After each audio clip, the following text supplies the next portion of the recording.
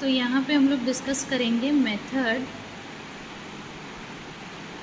For finding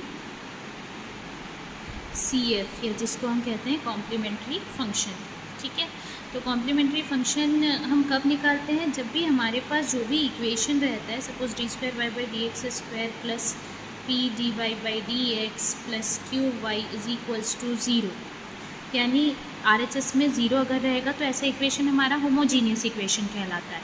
तो ऐसे equation को सॉल्व करने के लिए हमको CF निकालना होता है, और अगर यहाँ पे कोई वैल्यू रहती है तो फिर वैसे इक्वेशन को सॉल्व करने के लिए हमको CF और PI दोनों निकालना पड़ता है।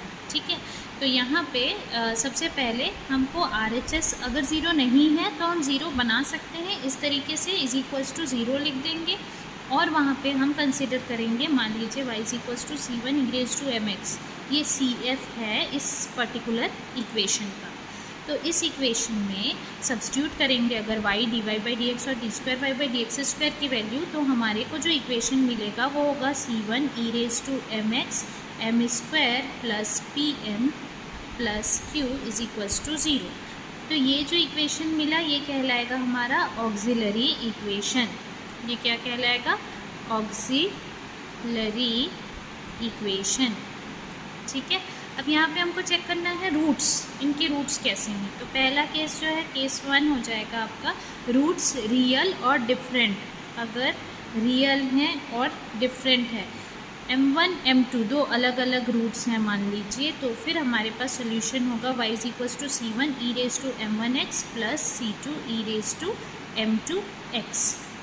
दूसरा केस, अगर रूट रियल एंड इक्वल हुआ तो क्या हो जाएगा? y is equals to c1 plus c2x e⁻m1x या mx हम लिखेंगे।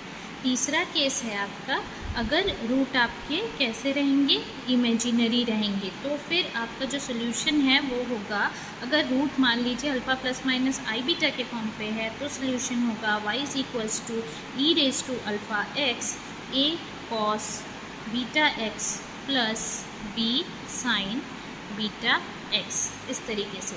तो हमारे पास मान लीजिए क्वेश्चन दिया हुआ है d²y/dx² minus 8dy/dx plus 15 equals to 0। तो सबसे पहले इसका ऑक्सिलरी इक्वेशन लिखेंगे, d² minus 8d plus 15y is equals to 0। तो यहाँ पे ऑक्सिलरी इक्वेशन हो जाएगा d² minus 8d plus 15 is equals to 0। इसका रूट निकालेंगे d-3, इसको ऐसा लिख सकते हैं d-5 इज इक्वल्स टू 0। तो रूट क्या होगा? d is equals to 3 and 5। तो सोल्यूशन हो जाएगा y is equals to c1e⁻3x plus c2e⁻5x, इस तरीके से।